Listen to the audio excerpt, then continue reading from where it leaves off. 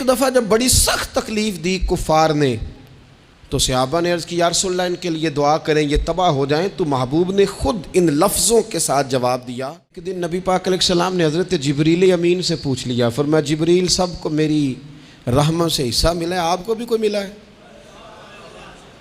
وہ ملا تو بتاؤ نا۔ تو حضرت جبریل عرض کرنے لگے حضور بالکل ملا ہے۔ کہا کس طرح؟ عرض کی یا رسول اللہ جب سے ابلیس کا انجام دیکھا تھا نا، ڈر آتا تھا خدا جانے خاتمہ کس طرح کا ہو، لیکن جب آپ آئے، قرآن آیا اور قرآن میں حضرت جبریل کا ذکر آیا تو فرماتے ہیں میں سمجھ گیا اب اللہ نے کرم کر دیا ہے۔ ابن مسعود رضی اللہ تعالیٰ عنہ فرماتے ہیں، مسلم شریف میں موجود ہے، کہتے ہیں حضور ہمیں کبھی کبھی بات سنایا کرتے تھے، ہر روز تقریر نہیں سناتے تھے۔ یا رسول اللہ صلی اللہ علیہ وسلم ہمارا دل کرتا ہے، فرمایا میں نہیں چاہتا کہ تم تکلیف میں آ جاؤ۔ حضور فرماتے ہیں میں لمبی نماز پڑھانا چاہتا ہوں، پیچھے سے کوئی بچہ رو پڑتا ہے، میں اللہ کی نماز مختصر کر دیتا ہوں۔ نبی پاک صلی اللہ تعالیٰ علیہ وآلہ وسلم کی عادت مبارکہ تھی، حضور سواری پہ چل رہے ہوتے تھے تو کوئی غلام ساتھ چلنا چاہتا تھا تو فرماتے تھے تو میرے ساتھ آ کے سواری پہ بیٹھ جا۔ یا رسول اللہ میں آپ کے ساتھ نہیں بیٹھ سکتا، میں تقاضا ادب ہے کہ میں آپ کے ساتھ نہ بیٹھوں۔ تو حضور فرماتے پھر واپس چلا جا، میری طبیعت گوارا نہیں کرتی کہ میں سواری پہ چلوں اور میرے ساتھ جو لوگ ہیں وہ پیدل سفر کریں۔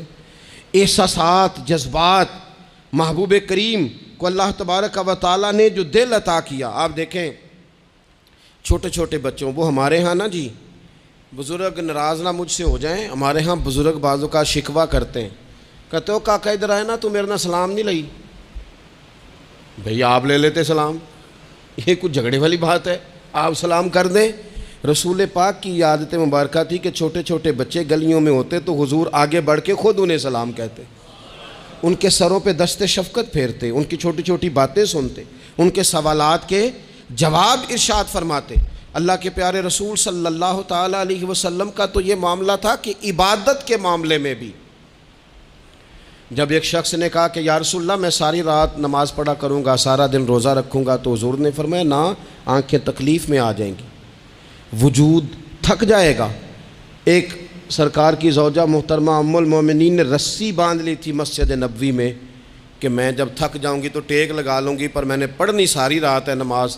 اللہ کے محبوب نے فرمایا جتنی دیر طبیعت اجازت دے اتنی دیر پڑھو، باقی آرام کرو، اور فرمایا تمہاری آنکھ کا بھی تمہارے اوپر حق ہے، تمہارے وجود کا بھی تمہارے اوپر حق ہے۔ یہ ساری چیزیں نبی پاک صلی اللہ تعالیٰ علیہ وسلم کی امت کے ساتھ رحمت پر دلالت کرتی ہیں۔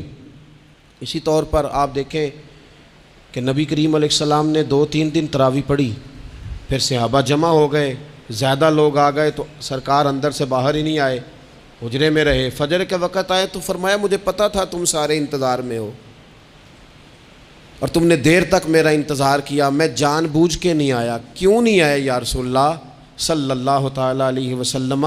تو حضور فرمانے لگے اس لیے نہیں آیا کہ اگر میں آ جاتا اور کچھ دن مستقل یہ نماز پڑھتا تو میرے دل میں خیال آیا کہیں رب کریم اسے فرض نہ کر دے، تمہیں مشقت ہوگی، تمہیں تکلیف ہوگی، لہٰذا میں حضور دل چاہ رہا ہے نفل عبادت کو، اس لیے نہیں کر رہے کہ امت پر کہیں ضروری ہو جائے۔ حضرت سیدنا عباس فرماتے ہیں کہ ایک انصاری صحابی رات کو مسجد نبوی شریف میں داخل ہوئے، ان دنوں جن دنوں وہ بدر کے قیدیوں کو لایا گیا تھا، تو ان قیدیوں کو رسیاں صحابہ نے زور سے باندھ دی تھی، تو کہتے ہیں کہ میں نے دیکھا نبی کریم علیہ السلام بڑی بے چینی کے عالم میں کبھی ادھر جاتے کبھی ادھر آتے۔ میں نے عرض کی یا رسول اللہ صلی اللہ تعالیٰ علیہ وسلم خیریت ہے؟ تو حضور نے فرمایا ان قیدیوں میں میرے چچا جناب عباس بھی ہیں، وہ ہائے ہائے کرتے ہیں تو مجھے نیند نہیں آتی۔ چلو زیادہ نہیں تو تھوڑا احساس کبھی چچا کا بھی پیدا کرنا چاہیے۔ ویسے چچا چاند نہیں ہوتا، چندہ ہمیشہ ماموں نہیں ہونا ہے۔ چچا جتنا مرضی بھی خوبصورت ہو بیچارہ چاند ہو سکتا نہیں، چندہ ماموں نہیں ہونا ہے، پکی بات۔ تو کبھی چچا کا بھی احساس کرنا چاہیے۔ نبی کریم علیہ السلام نے فرمایا چچا ہائے ہائے کرتے ہیں تو مجھے نیند نہیں آتی۔ وہ انصاری صحابی فرماتے ہیں کہ میں دوڑا گیا، اور میں نے جا کے معلومات کی کہ حضرت عباس رضی اللہ تعالیٰ عنہ کو کہاں باندھا گیا ہے. فرماتے میں جا کے حضرت عباس کی رسیاں ڈھیلی کر کے آیا تو وہ سکون میں آ گئے. تو آ کے حضور علیہ السلام کو میں نے دیکھا تو سرکار بھی زمین پر بیٹھ گئے، لیکن ابھی چہرے پر بے چینی باقی تھی. میں نے عرض کی حضور میں رسیاں ڈھیلی کر رہا ہوں جناب عباس کی، آپ آرام سے سو جائیں. تو یہاں تک نہیں یہ رحمت رکتی، یہ رحمت کسی مقام پر محدود نہیں ہوتی.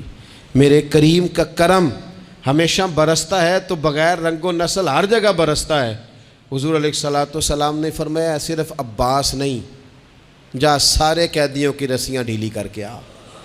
سب کو یہ کون لوگ ہیں؟ یہ بدر میں پھول لے کے آئے تھے، یہ گجرے لے کے آئے تھے پھولوں کے، خوشبو کا تحفہ دینے آئے تھے، یہ تو تلواریں لے کے آئے تھے.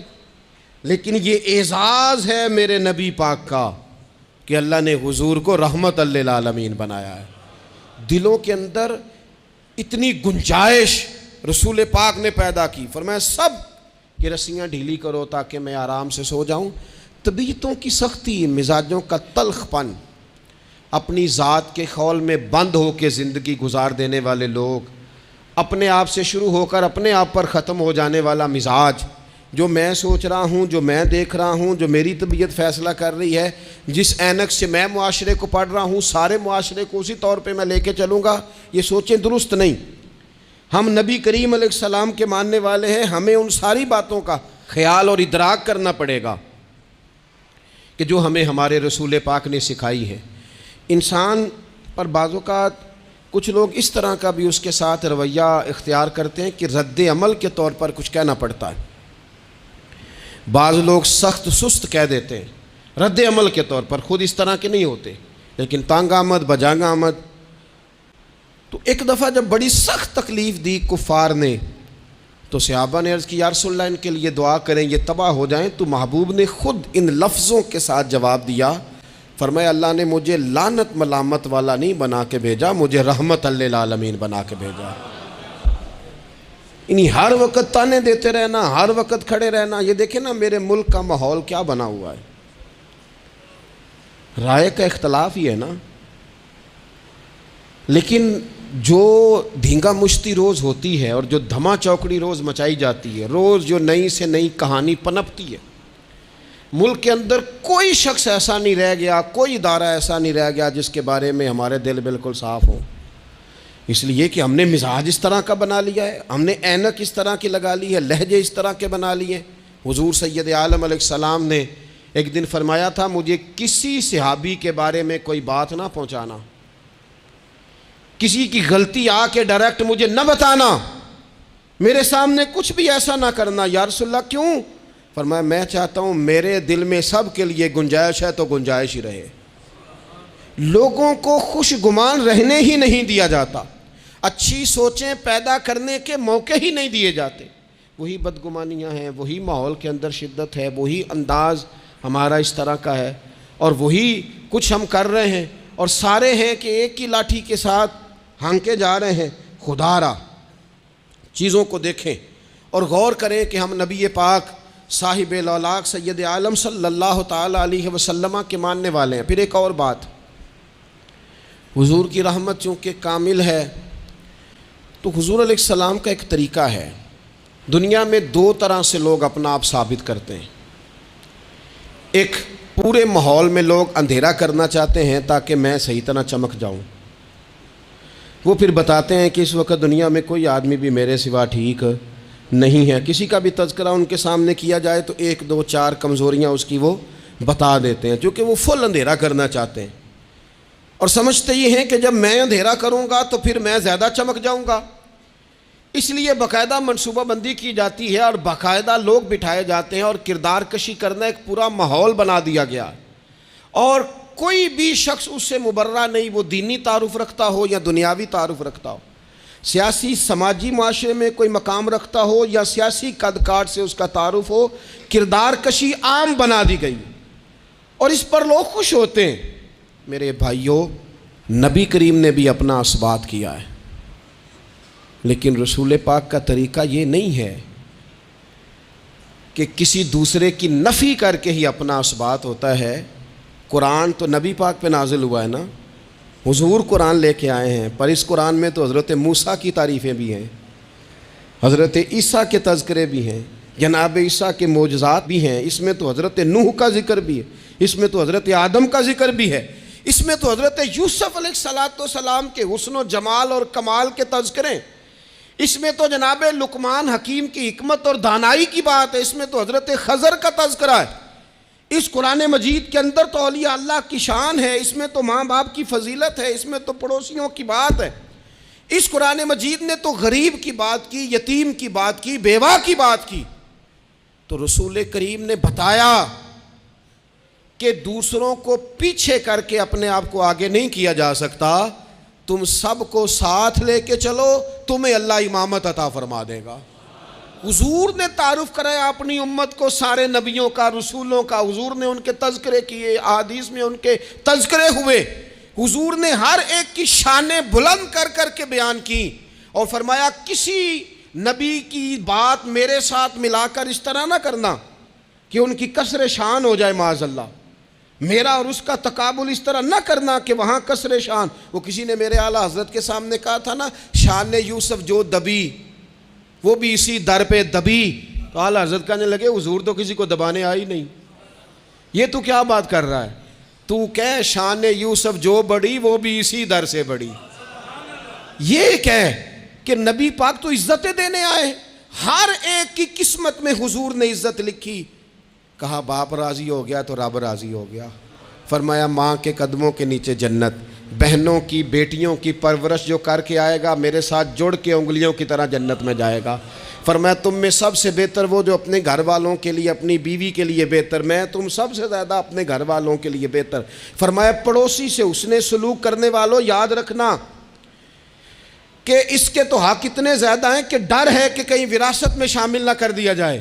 نبی پاک علیہ السلام نے فرمایا جو بی بی صرف حاملہ ہو، حاملہ، اسے رب کی بارگاہ میں اتنا ہی اجر ملتا ہے جتنا تلوار لے کے جہاد کرنے والے کو ثواب ملتا ہے، اور جب اس کے ہاں بچے کی ولادت ہوتی ہے اللہ اسے شہید جتنا درجہ دیتا ہے، اور جب وہ بچے کو دودھ پلاتی ہے تو ایک ایک گھونٹ کے بدلے رب غلام آزاد کرنے کا ثواب عطا کرتا ہے۔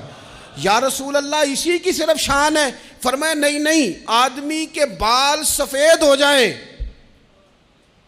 مومن مسلمان سفید بالوں والا، اگر تم نے اس کی عزت کی تو سمجھ لینا تم نے اپنے رب کا احترام کیا ہے۔ یا رسول اللہ تاجر؟ تو فرمایا سچ بول کے تجارت کرنے والا تو قیامت میں نبیوں کے ساتھ ہوگا۔ یا رسول اللہ یہ عالم، یہ طلباء، یہ دور دراز سے آنے والے لوگ؟ تو محبوب نے فرمایا یہ تو کوئی ڈگری نہیں لیتے، پہلے دن ہی گھر سے نکلتے ہیں تو فرشتے پیروں کے نیچے پر بچھا دیتے ہیں۔ یا رسول اللہ وہ مزدور دیکھا، مزدور سڑکوں پہ بیٹھا، رول گئے لوگ اپنے مطالبات کے لیے احتجاج کرتے، وہ کسان دیکھے دنیا سو رہی ہے اور ٹھنڈ میں جا کے فصلوں کو پانی دے رہے، وہ ہم نے مزدور دیکھے جن کے ہاتھوں پہ چھالے پڑ گئے، لوگوں کی انہوں نے بلڈنگیں کئی منزلہ بنا دی پر اپنے چھت سے پانی ٹپکتا روک نہ سکا۔ حضور یہ جو لوگ ہیں ان کی کیا شان ہے؟ تو حد کر دی میرے کریم نے، فرمایا محنت کر کے روزی کمانے والا تو اللہ کا دوست ہے، اس کو تو اللہ نے قرب دے دیا دوستی۔ تو نے ہر شخص کی قسمت میں یہ عزت لکھی، اور آخری خطبے کی صورت میں بھی وصیت لکھی۔ حضور نے ہر شخص کو احترام دیا، ہر ایک کو اکرام دیا۔ لوگوں کو پیچھے دھکیل کے قد اونچا نہیں ہوتا، بلکہ شمع سے جتنی مرضی شمعیں جل جائیں اس کی اپنی روشنی میں کبھی کمی نہیں آیا کرتی، بلکہ حد ہو گئی۔ ایک دن نبی پاک علیہ السلام نے حضرت جبریل امین سے پوچھ لیا، فرمایا جبریل سب کو میری رحمت سے حصہ ملا ہے، آپ کو بھی کوئی ملا ہے؟ وہ ملا تو بتاؤ نا۔ تو حضرت جبریل عرض کرنے لگے حضور بالکل ملا ہے۔ کہا کس طرح؟ عرض کی یا رسول اللہ جب سے ابلیس کا انجام دیکھا تھا نا ڈر آتا تھا، خدا جانے خاتمہ کس طرح کا ہو، لیکن جب آپ آئے، قرآن آیا اور قرآن میں حضرت جبریل کا ذکر آیا تو فرماتے ہیں میں سمجھ گیا اب اللہ نے کرم کر دیا ہے، اب طے کر دیا ہے کہ جبریل امین علیہ السلام کے جو اعزازات ہیں وہ ہمیشہ اعزاز ہی رہیں گے۔ نبی پاک کی رحمت سے ہر شخص کو حصہ ملا، حتیٰ کہ کفار کو، مشرکین کو، منافقین کو۔ رسول پاک علیہ السلام ہر ایک کے لیے رحمت بن کے تشریف لائے، یہاں تک کہ جانور بھی حضور کے پاس آتے تھے تو اپنے دکھ سنا جاتے تھے۔ حضور تو ان کو بھی تھپکیاں دیتے، تسلیاں دیتے۔ حضرت انس بن مالک کہتے ہیں لوگوں مجھے وہ دن بھولتا ہی نہیں جس دن نبی پاک مکے سے ہجرت کر کے مدینے آئے تھے۔ لوگ گلیوں میں، چھتوں پہ حضور کی اونٹنی کے گرد یا رسول اللہ یا محمدہ کی صدائیں ہم نے اپنے کانوں سے سنی۔ ایک بڑی شان رکھنے والا قبیلہ بنو نجار، اس کی بچیاں کونے میں دف لے کے بیٹھ گئیں، کہنے لگی یہ نہ سمجھنا کہ ہم کوئی عام ہے، ہم بہت بڑے خاندان کی بیٹیاں ہیں، لیکن آج یہاں اس لیے بیٹھی ہیں کہ دیکھو تو صحیح ہمارے پاس آیا کون ہے۔ وہ ننھی بچیاں جو بیٹھ کر وہاں دف بجاتی تھیں، وہ رسول پاک کی جانب اشارے کر کے گاتی تھیں اور کہتی تھی ہم ہیں بچیاں نجار کے عالی گھرانے کی، ہمیں خوشی ہے آمنہ کے لال کے تشریف لانے کی، خوشی ہے آمنہ کے لال کے، بس رہے گا یوں ہی ان کا چرچا رہے گا یوں ہی ان کا، پڑے خاک ہو جائیں جل جانے والے، آخر دعویٰ یعنی الحمدللہ۔